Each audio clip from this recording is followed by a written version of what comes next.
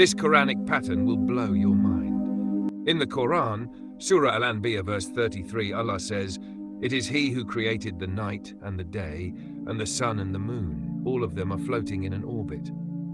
Now, if we take all the letters of this verse, separate them, and align the similar letters together, you can see how these letters seem to orbit each other, just like our solar system.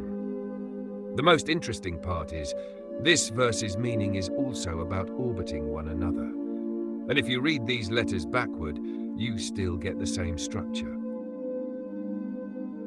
This secret of the Quran is truly fascinating. The Quran mentions a star, known as the Sirius star.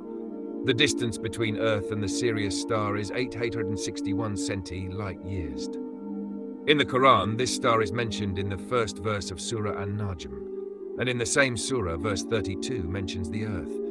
Between these two references, there are exactly 861 letters, the same as the distance between these two stars. Modern science has discovered that when a person lies, this part of the brain, known as the cingulate gyrus, is activated. But the Quran, as always, mentioned it long before. It says, if he does not desist, he will be dragged by the forelock, a forelock that is lying and sinful. In the Quran, the passing of the Prophet Muhammad is mentioned 3 times. If we add the chapter numbers where his passing is mentioned, the total is 63. What's astonishing is that the Prophet also lived for 63 years. But that's not all.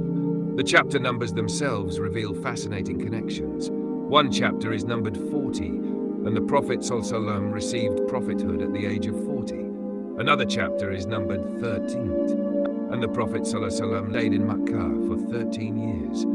Finally, there's a chapter numbered 10, and the Prophet ﷺ lived in Medina for 10 years. The mention of iron in the Quran first appears in Surah Al-Hadid, chapter 57, verse 25.